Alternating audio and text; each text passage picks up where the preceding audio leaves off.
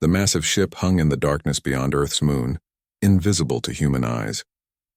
Inside, Zixthor examined another data stream with his 4 eyes focused intently on the holographic display. For 37 years he had studied this blue planet, and finally his research was complete. The apex predator has been identified, Zixthor announced to his research team. His voice carried the satisfaction of decades of work finally bearing fruit. The other Velcor scientists gathered around his station, their elongated forms casting strange shadows in the dim blue light of the observation deck. On the display, a massive creature cut through dark water with terrifying efficiency. Its gray body moved with perfect grace, and its rows of teeth gleamed white in the filtered sunlight from above. The great white shark was, in Zixthor's expert opinion, the most dangerous predator Earth had produced. "Observe the bite force," he said, highlighting the relevant data. Over 18,000 newtons of pressure. The hunting strategy is flawless. The speed, the sensory capabilities, the territorial dominance. This creature has ruled Earth's oceans for millions of years. Calvin, the youngest member of the team, studied the data carefully. He was newer to xenobiology, having joined the mission only 7 years ago. Something about the conclusion felt incomplete to him, but he couldn't identify what. The evidence seemed overwhelming. "What about the land dwellers?" Calvin asked. "The ones who build the structures?" Zixthor waved a manipulator dismissively. "Tool users, yes. Intelligent, certainly. But they lack natural weapons. No claws, no fangs worth mentioning. Relatively slow, physically weak. They're clever prey, nothing more. The sharks are the true power on this world." Down on Earth, Kate Sullivan didn't know she was being watched. She stood on the deck of the research vessel, her blonde hair tied back in a practical ponytail, checking the equipment one more time. The morning sun was just breaking over the California coast, painting the water gold and orange. "You ready?" Danny Pierce called from the cabin. He emerged with 2 cups of coffee, handing one to Kate. Danny had been her research partner for 3 years now, and she trusted him completely when it came to their work with marine life. "As ready as I'll ever be," Kate replied, taking a grateful sip of the hot coffee. "We've got 4 sharks tagged already this season. If we can get one more, we'll have enough data to publish." Their research focused on great white shark migration patterns along the Pacific coast. It was important work, especially since shark populations had declined so dramatically in recent decades. Kate felt passionate about conservation, about protecting these misunderstood creatures from further harm. "You ever think about how we used to be terrified of them?" Danny asked, leaning against the rail. "I mean, really terrified. And now we're out here trying to save them." Kate smiled. "That's humans for you. We went from hunting them to protecting them in just a few generations. Shows we can change at least." "Yeah, well, some people would say we're the real apex predators," Danny joked. "Top of the food chain and all that." Kate laughed and pushed him playfully. "Come on, let's get the equipment ready. The tagged female should be in this area based on yesterday's readings." Above the atmosphere, Zixthor watched this interaction with mild interest. The humans were preparing to observe a shark, which was expected. They often studied the dominant species, probably trying to understand their masters better. It was similar to how primitive species on other worlds would create art depicting their predators. "They show appropriate respect for the sharks," Zixthor noted, recording his observations. "Notice how carefully they approach. They understand the danger." The Velcor had developed an extensive database on shark behavior. They had thousands of hours of footage showing sharks hunting, feeding, and patrolling their territories. They had analyzed attack patterns, measured physical capabilities, and even created detailed models of shark social structures. What they had not done, Zixthor would later realize, was pay enough attention to the context. They saw humans building boats and assumed it was to avoid the sharks.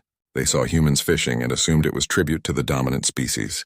They saw aquariums with captive sharks and assumed these were temples or places of worship. The Velcor understood observation. They were brilliant scientists with technology far beyond human comprehension. But they had made their conclusion early in the research, and everything they observed afterward had been filtered through that assumption. "The report is complete," Zixthor announced.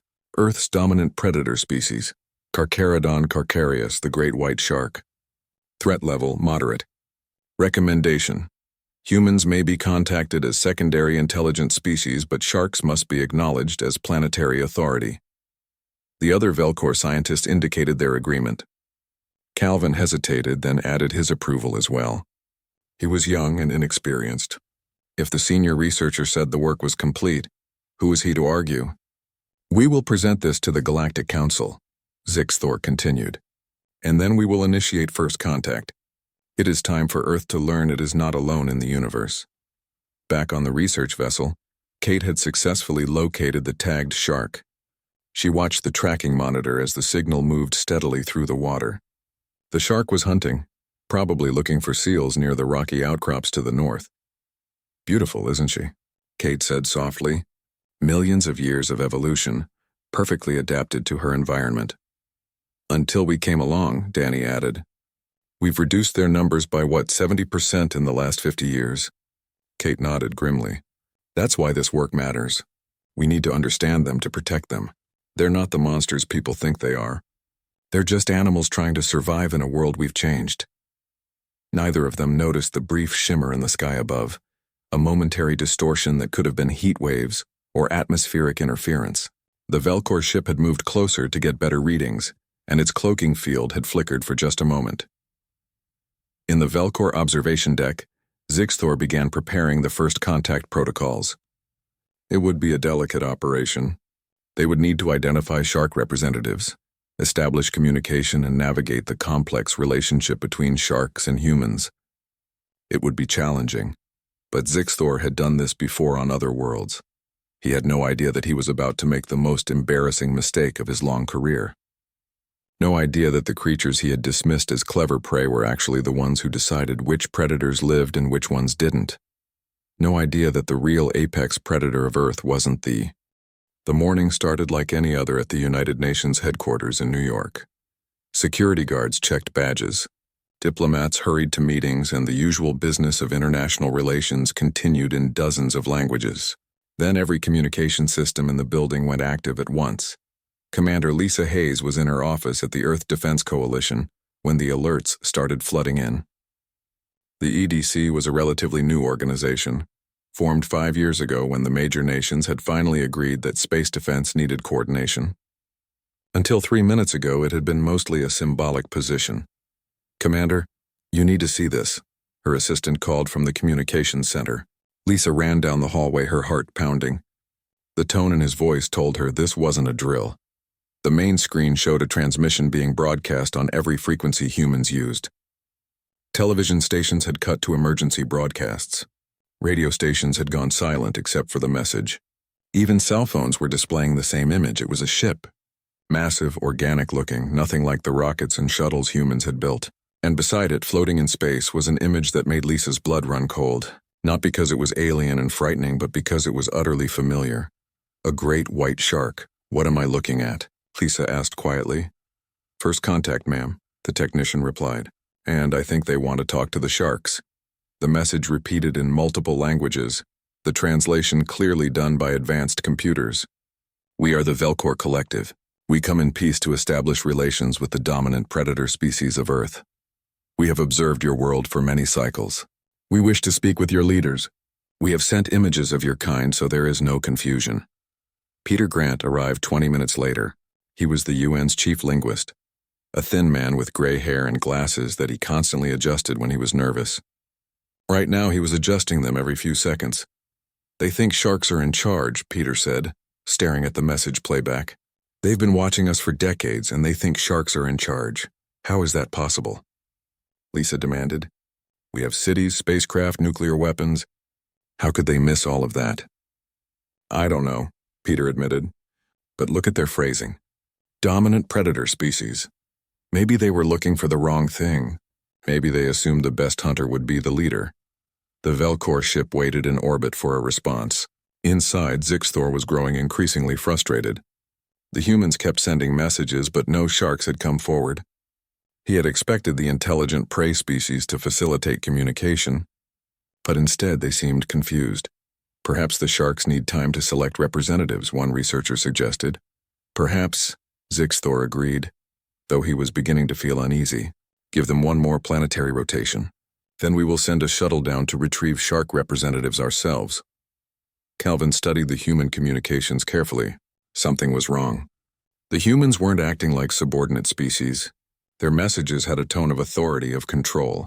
They kept insisting they were Earth's representatives, which made no sense if sharks were in charge. Senior researcher, Calvin said carefully, what if we made an error in our assessment? Zixthor turned 3 of his eyes toward the younger scientist. We studied this world for 37 years. We analyzed thousands of data points. The great white shark is clearly the apex predator. Yes, but apex predator and dominant intelligence might not be the same thing, Calvin pressed. The humans control the technology, the weapons, Enough, Zixthor cut him off. Do not let first contact excitement cloud your judgment. The research is sound. Back on Earth, Ambassador Andrew Cole was preparing for the most important meeting of his life. He was a career diplomat, 53 years old, with experience in dozens of international negotiations. None of that had prepared him for this. We're going to try to board their ship, Lisa explained to the hastily assembled team. We need to make them understand that we're the ones they should be talking to, not the sharks. This is insane, Andrew muttered, but he was already putting on the specially prepared spacesuit. We're going to look like idiots. We already look like idiots, Peter replied. The aliens think fish are in charge. We've got nowhere to go but up. The shuttle launch was watched by billions of people worldwide. News anchors struggled to explain the situation. Social media exploded with jokes and memes, though underneath the humor was a current of genuine fear. If the aliens had made such a basic mistake, what else might they misunderstand? The Velcor ship was enormous up close. Andrew felt like an ant approaching a cathedral as the human shuttle docked with the alien vessel. The airlock opened, and they were greeted by Zixthor himself along with 2 other Velcor scientists. Welcome, Zixthor said through a translation device. You are here to facilitate communication with the sharks, yes? No, Andrew said firmly. We are here to explain that humans are the dominant species on Earth. We speak for our planet. Zixthor made a sound that the translator interpreted as polite doubt. That is not what our research indicates. The great white shark is clearly the apex predator. Humans are intelligent, yes, but you lack the physical capabilities for true dominance. We don't need physical capabilities, Andrew argued. We have technology. We have civilization. We've been to our moon. We've split the atom. We control every ecosystem on our planet, including the oceans where sharks live. Yes, yes, Zixthor said, in the tone of an adult humoring a child. You have accomplished much for a prey species. Very impressive. But we must speak with the actual authorities. Please bring shark representatives. Andrew felt his temper rising. There are no shark representatives. Sharks don't have representatives. They're animals. We're the ones who... If you cannot facilitate communication, then we will retrieve sharks ourselves. Zixthor interrupted. We have methods of establishing neural contact. It will be more difficult, but it can be done. The meeting ended badly. Andrew returned to Earth frustrated and angry. Lisa watched the shuttle land with a sinking feeling in her stomach. They had made first contact with an advanced alien species, and those aliens thought humanity was lying about being in charge. What do we do now? Peter asked. I have an idea, Lisa said slowly. If they want to see who's really in charge, let's show them. Get me a line to the Pentagon, and somebody find me that marine biologist who works with sharks. Kate Sullivan, I think her name is. In orbit, Zixthor reviewed the meeting with concern. The humans were being difficult, perhaps even delusional about their place in Earth's hierarchy. He had seen this before on other worlds, where intelligent prey species sometimes overestimated their importance. We will proceed with caution, he announced, but we will proceed. The sharks must be contacted. It is protocol. Calvin said nothing, but his doubts were growing stronger. The humans had seemed genuinely confused and insulted by the suggestion that they weren't in charge.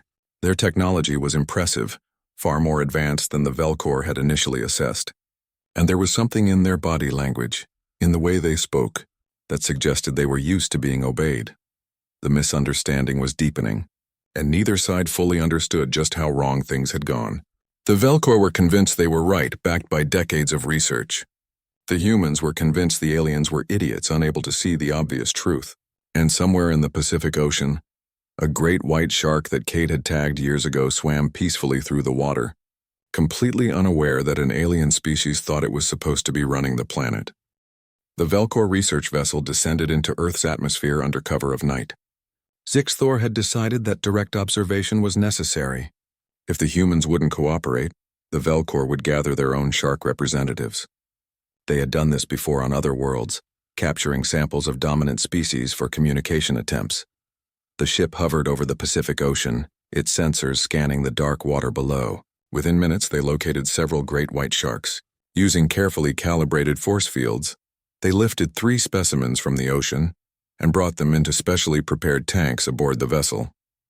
Begin neural interface protocols, Zixthor ordered. The Velcor had sophisticated technology for communicating with alien minds. They could establish connections with nervous systems vastly different from their own, translating electrical impulses into something approaching shared understanding. It had worked with dozens of species across the galaxy. The neural interface attached to the first shark with delicate precision. Zixthor watched the readouts carefully, waiting for signs of complex thought, of language, of civilization. Instead, he saw only basic patterns: hunt, eat, swim, territory, hunger, nothing more. Perhaps this individual is not a leader, one researcher suggested. Try another. They tried all 3 sharks. The results were identical. Simple primal drives with no hint of higher reasoning. No language, no culture, no awareness beyond immediate survival needs. Zixthor stared at the data for a long time, refusing to accept what it meant. The equipment must be malfunctioning, he said finally. Recalibrate and try again. Calvin examined the neural patterns silently. He had seen these kinds of readings before on his homeworld. They were the patterns of animals, not people. Not leaders. Not the dominant intelligence of a planet. On Earth, Kate Sullivan received the strangest phone call of her life. Commander Lisa Hayes explained the situation quickly, and Kate found herself on a military transport to New York within hours. She kept expecting someone to tell her this was an elaborate prank, but the serious faces around her suggested otherwise. You want me to explain to aliens that sharks aren't in charge, Kate said slowly, sitting in a conference room at UN headquarters. That's really what's happening here. That's exactly what's happening, Lisa confirmed. You're one of the world's leading shark experts. We need you to help us demonstrate the actual relationship between humans and sharks. The relationship is that we nearly hunted them to extinction, Kate said bluntly. We killed them for their fins, for sport, for fear. We polluted their oceans, disrupted their breeding grounds, and reduced their populations to a fraction of what they were a century ago. We're the reason they're endangered. Lisa leaned forward. Can you show the aliens that? Can you demonstrate human impact on shark populations? Kate thought about it. Yes, I can show them fishing records, population data, tracking information. I can show them every way humans have controlled shark populations, intentionally or otherwise. But are you sure you want me to? It's not going to make us look good. Right now they think we're delusional prey animals, Lisa replied. I'll take looking bad over looking weak. Meanwhile, the Velcor had expanded their observations of Earth. Greg Hamilton, a tactical officer with the Earth Defense Coalition, had proposed showing the aliens human capabilities directly. If the Velcor wanted to see Earth's power, humanity would show them. The Velcor watched from orbit as human military forces conducted exercises. They saw aircraft carriers, submarines, fighter jets, missile systems. They observed construction projects that reshaped entire landscapes. They watched cities that glowed with artificial light, visible from space. Impressive colony behavior, Zixthor noted, similar to insect species we've observed. Individually weak but collectively capable of remarkable achievements. But the sharks don't do any of this, Calvin pointed out. The sharks don't build. They don't organize. They don't create technology. They don't need to, Zixthor replied, though his voice carried less certainty than before. They are perfect as they are. The humans serve them, build for them, perhaps even worship them. It's a symbiotic relationship. Calvin wanted to argue further, but held his tongue. Instead, he began conducting his own analysis of the data. He looked at everything they had gathered over 37 years. But this time he looked for evidence that contradicted their conclusion rather than supported it. What he found disturbed him greatly. Humans had explored every environment on their planet. Humans had developed weapons that could destroy their entire world. Humans had left their planet and walked on their moon. Humans had built machines that could think and calculate. And most significantly, everywhere humans went, predator populations declined. Senior researcher, Calvin said carefully, I've been analyzing historical data from Earth. The evidence suggests humans are not prey. They're invasive super predators. Sixthor's four eyes focused on the younger scientist. Explain. Calvin displayed his findings. 200 years ago, there were millions of sharks in Earth's oceans. Now there are a fraction of that number. The decline matches exactly with human industrial expansion. But it's not just sharks. Wolves, bears, large cats. Every major predator species has declined or gone extinct wherever humans spread. That could be environmental change, Sixthor argued, but his voice was uncertain. It's not just population decline, Calvin continued. Humans actively hunt sharks. They catch them, kill them, and use their bodies for resources. They keep sharks in captivity for observation and entertainment. They've mapped the entire genome of multiple shark species. This isn't prey behavior. This is predator behavior. The research team gathered around the displays examining Calvin's data. The evidence was overwhelming once you looked for it. Humans weren't serving sharks. Humans were controlling sharks completely and absolutely. There's more, Calvin said quietly. I found records of an ancient Earth predator called Megalodon. It was much larger than modern sharks, the ultimate ocean predator. It went extinct around the same time early humans became sophisticated hunters. I think humans hunted it to extinction. The silence in the research vessel was profound. Sixthor stared at the data, his mind racing through 37 years of observations, recontextualizing everything through this new lens. The cities weren't colonies. They were conquests. The technology wasn't tools. It was weaponry. The boats weren't for avoiding sharks. They were for hunting sharks. We need to scan human historical records more deeply, Sixthor said finally. Everything. Wars, weapons development, ecological impact, all of it. Over the next 3 days, the Velcor conducted the most intensive research project in their history. They accessed human databases, analyzed military records, studied historical documents. What they discovered shocked them to their core. Humans had fought wars that killed millions of their own kind. They had developed nuclear weapons capable of destroying all life on their planet. They had driven hundreds of species to extinction through hunting and habitat destruction. They had explored the deepest oceans and the highest mountains, environments that would kill them without technology. And most significantly, they had systematically hunted or controlled every major predator species on their world, not for survival, not for defense, but because they could. They're not prey, Sixthor said softly, staring at images of human warfare. They've never been prey. They're apex predators who learned to make weapons instead of growing claws. They're predators who hunt other predators for sport. Kate Sullivan arrived at the UN to present her research the same day the Velcor reached their horrifying conclusion. She had prepared a comprehensive presentation on human impact on shark populations, complete with graphs, historical data, and current tracking information. We've reduced great white shark populations by 70% in 50 years, Kate explained to the Velcor representatives via video link. We did this through overfishing, pollution, and habitat destruction. We didn't mean to in most cases. We just weren't paying attention. When we finally decided they were worth saving, we had to pass laws to protect them. From us. On the Velcor ship, Sixthor listened to Kate's presentation in growing horror. She spoke so casually about humanity's impact, about their power to destroy or preserve entire species on a whim. The sharks weren't Earth's leaders. They were survivors of human carelessness, protected only because humans had decided to protect them. Send a priority message to the Galactic Council, Sixthor ordered. Earth's threat assessment must be upgraded immediately. We have made a critical error in our evaluation. The message was sent within the hour, carrying a simple but terrifying conclusion. Humanity wasn't a species of intelligent prey. They were something the galaxy had never encountered before. Predators who had turned their world into a garden they controlled absolutely, keeping other predators alive or dead as they chose.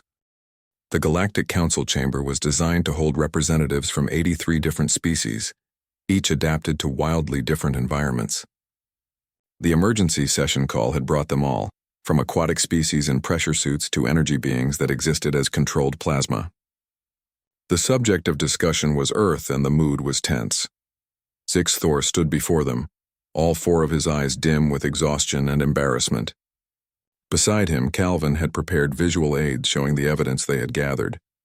The younger researcher had been right from the beginning, and Sixthor had the wisdom to admit it. For 37 years I studied Earth, Sixthor began. I believed I was thorough. I believed I was objective. I was wrong on both counts.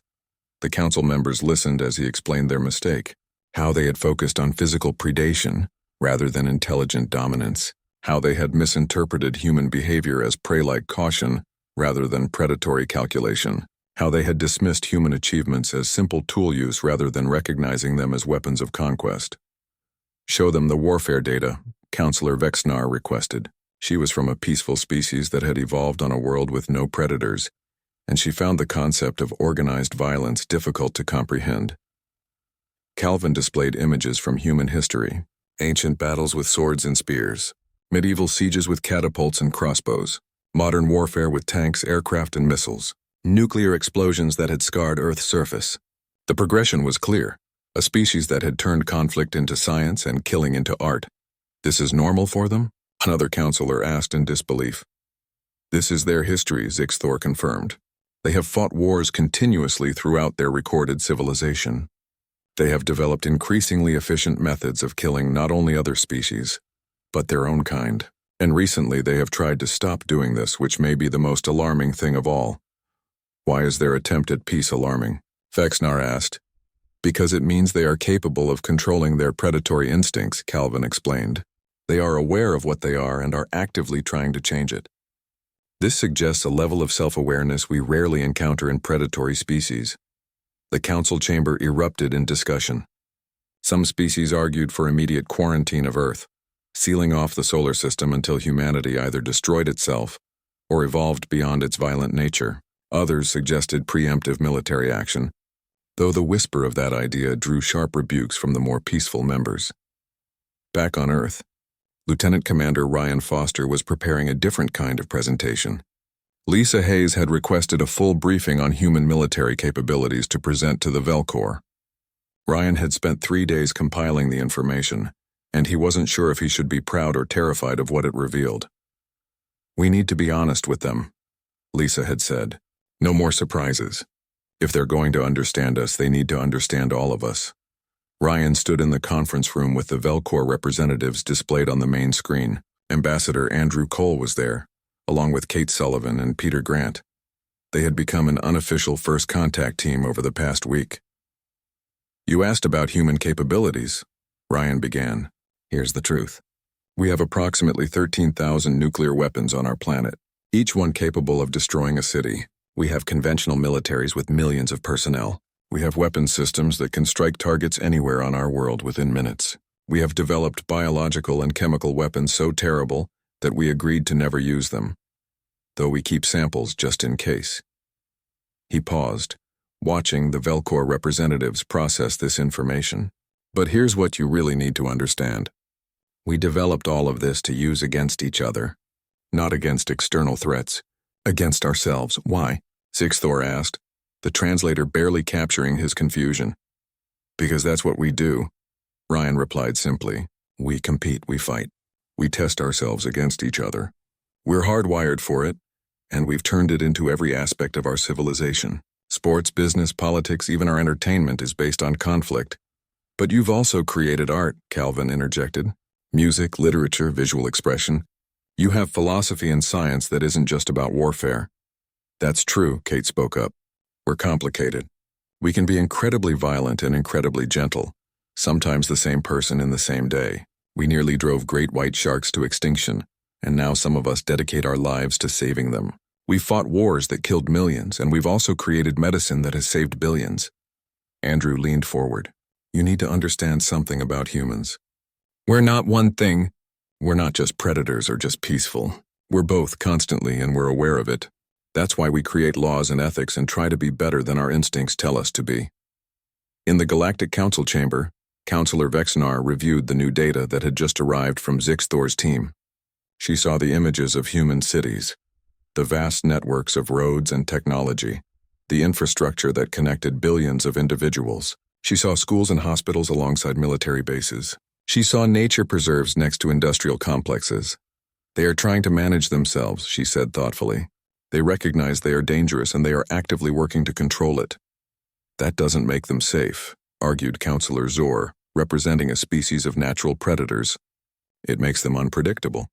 A predator that thinks it's civilized is more dangerous than one that knows what it is. I disagree, Vexnar countered. A predator that denies its nature is dangerous. A predator that acknowledges its nature and works to control it might be exactly what we need in the Council. The debate raged for hours.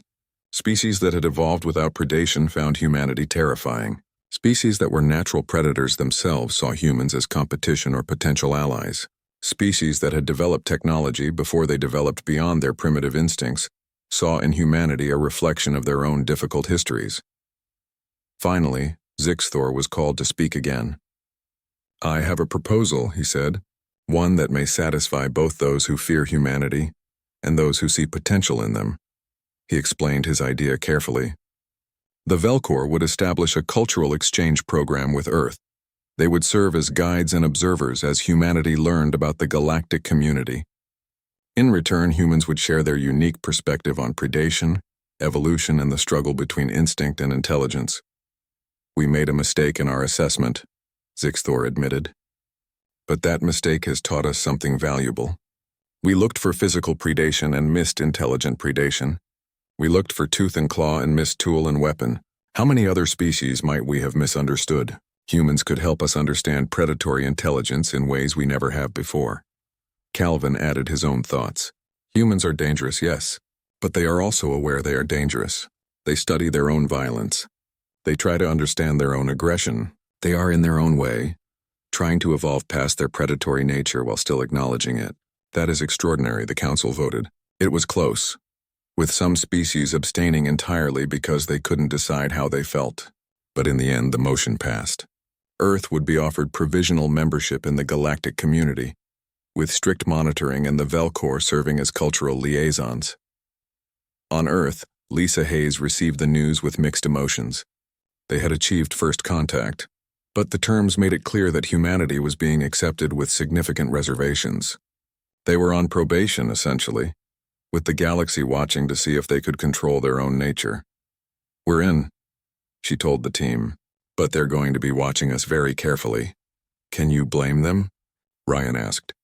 We're the species that hunts for sport and builds museums to remember our wars. We're probably the weirdest thing they've ever encountered. Kate laughed despite the tension. At least they stopped thinking sharks were in charge. That's progress. Andrew pulled up the formal invitation from the Galactic Council on his screen. This is going to change everything. Our entire understanding of the universe, our place in it, what we're capable of becoming. It's going to be the biggest challenge humanity has ever faced. Good, Lisa said firmly. We've been testing ourselves against each other for thousands of years. Maybe it's time we had a bigger challenge. Maybe it's time we proved we can be more than just apex predators of Earth. In orbit, Zixthor looked down at the blue planet that had humbled him so completely. Somewhere down there, sharks swam through oceans they no longer ruled. And somewhere down there, humans continued their strange dance between violence and compassion, destruction and creation, predation and protection. The galaxy was about to learn what Earth had known for millennia. The most dangerous predator wasn't always the one with the sharpest teeth. Sometimes it was the one smart enough to question whether it should use them at all. 3 months had passed since the Galactic Council's decision. The Velcor Cultural Exchange Station now orbited Earth in plain view, no longer hidden by cloaking fields. Humans could see it on clear nights, a bright point of light that reminded them they were no longer alone in the universe. Kate Sullivan stood on the deck of her research vessel again, but this time she wasn't alone. Calvin stood beside her, his tall form enclosed in a protective suit that allowed him to experience Earth's environment. He was watching the ocean with fascination. They are beautiful, Calvin said, observing a shark that had surfaced briefly near the boat. I apologize for ever thinking they were more than they are, but in their own way they are perfect. They are, Kate agreed. Evolution made them into incredible hunters. They don't need cities or technology or philosophy. They're exactly what they need to be for their environment. Unlike humans, Calvin observed. Kate smiled. Yeah, unlike us. We're not really built for any specific environment. We're too weak for real predation. Too smart to be content with simple survival. So we made ourselves into something that doesn't really fit anywhere naturally. Danny Pierce came up from below deck with drinks, stopping short when he saw the alien standing next to Kate. He still wasn't entirely used to having Velcor visitors on their research trips. Calvin wanted to see the sharks we're studying, Kate explained. I figured he'd earned that much after helping convince his people we weren't crazy. Or dangerous, Danny added with a grin. Oh, you're definitely dangerous, Calvin said seriously. We're just hoping you're dangerous in a controlled way. In New York, Ambassador Andrew Cole was preparing for his testimony before a special joint session of the United Nations and the Galactic Council. It would be humanity's formal introduction to the wider galaxy, a chance to explain who they were and what they wanted from the stars. He had spent weeks working on the speech with advisors, diplomats, and even some Velcor consultants. But in the end, he had written most of it himself. It needed to be true, not diplomatic. The galaxy had seen through human deception once already. You ready? Lisa Hayes asked, checking his microphone one last time. Not even slightly, Andrew admitted. How do you summarize the entire human experience in one speech? You don't, Peter Grant said from his position near the translation equipment. You just tell them who we are right now in this moment. The rest they can learn over time. The council chamber was full when Andrew began speaking.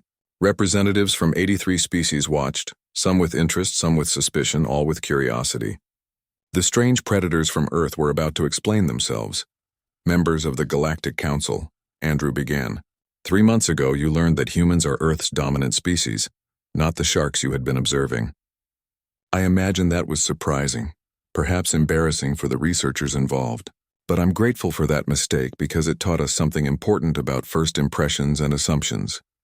He paused, gathering his thoughts. You've seen our history now. The wars, the weapons, the violence. You know we're predators who never developed natural weapons, so we made artificial ones. You know we've driven species to extinction and nearly destroyed ourselves multiple times. All of that is true.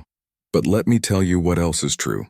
We're the species that looked up at the stars and wondered what was out there. We're the species that created music and art for no reason except that it makes us feel something. We're the species that will risk our lives to save a complete stranger, even a stranger from another species. We're complicated and contradictory, and we're aware of it. Counselor Vexnar listened carefully. She had become something of an advocate for humanity in the council, though many still questioned her judgment. We nearly killed all the sharks in our oceans, Andrew continued. Then we realized what we were doing and tried to save them. We fought terrible wars, and then we've spent generations trying to make sure they never happen again. We've made terrible mistakes, and we've learned from them. That's what makes us human. Not our capacity for violence, but our capacity to recognize our violence and try to be better. Will you always be better? Counselor Zor challenged from his seat. Or is this just a temporary peace before the next outbreak of your predatory nature? Andrew met his gaze directly. I don't know. I can't promise we'll never fight again. Never make mistakes again, never let our worst instincts win. What I can promise is that we'll keep trying. We'll keep questioning ourselves. We'll keep working to be more than our instincts tell us to be. The speech lasted another 20 minutes. Andrew talked about human dreams of exploring space, of learning from other civilizations, of finding their place in a universe much larger than they had imagined. He talked about human fears too. About being judged for their past, about being rejected by species who might never understand them. When he finished, the chamber was silent for a moment. Then Vexnar spoke. You are asking us to trust you despite your history. That is difficult for many species here, but I think you are also asking us to trust that you can change, that intelligence can overcome instinct. That is a question many of us have faced in our own histories. The formal vote on Earth's provisional membership status had already passed, but this was different. This was acceptance or rejection on a more personal level. Species after species spoke, some offering support, some expressing continued concern, all acknowledging that humanity was unlike anything they had encountered before. Back on the research vessel, Kate's radio crackled with a call from shore. Kate, you're going to want to turn on a monitor. Andrew's speech is being broadcast everywhere. She pulled up a video feed on her tablet, and Calvin moved closer to watch. They saw Andrew speaking to the council, saw the alien representatives listening, saw humanity making its case to the galaxy. Do you think they'll accept us? Kate asked quietly. I think they already have, Calvin replied. Provisionally, cautiously, but yes. The galaxy is old and tired in some ways. We've seen countless species, studied endless variations of life, but we've never seen a species quite like yours. Predators who philosophize about predation, killers who question killing. That's worth understanding, worth preserving, even if it's dangerous. Danny looked between them. So what happens now? Now we learn, Kate said simply. We learn about them, they learn about us. We figure out how to exist together. In the council chamber, the session was ending.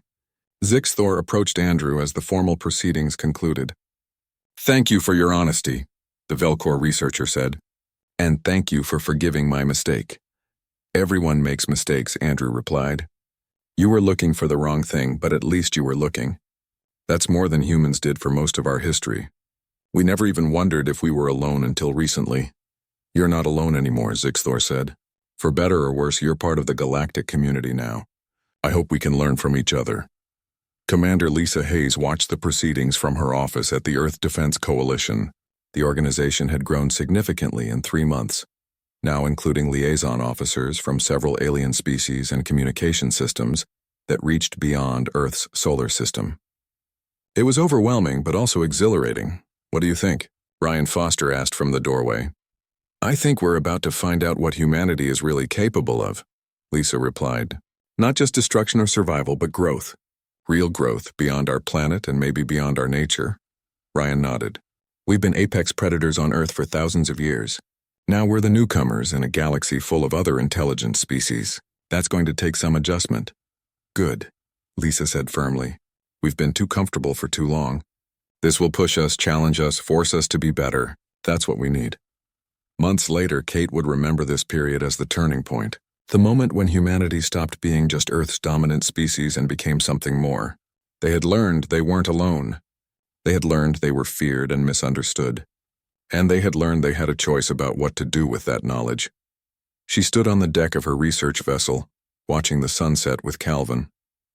The alien researcher visited regularly now, fascinated by Earth's oceans and the life within them. He was learning to understand sharks not as leaders, but as fellow products of evolution. Do you think humans will ever stop being predators? Calvin asked. Kate thought about it carefully. I don't think we can stop being what we are, but I think we can choose what we do with it. We're predators who learn to protect, hunters who learn to conserve, killers who learn to heal. Maybe that's enough. Maybe it's more than enough, Calvin replied. Maybe it's exactly what the galaxy needs. A species that understands both sides of survival, violence and compassion, predation and protection. Below them, a great white shark swam through the dark water, hunting as it had for millions of years. It didn't know that aliens had once thought it ruled the planet. It didn't know that humans had nearly destroyed its kind and then worked to save it. It simply existed, perfect in its own way, adapted to its environment without question or doubt. Humans couldn't be like that. They questioned everything, including themselves. They doubted, worried, wondered if they were doing the right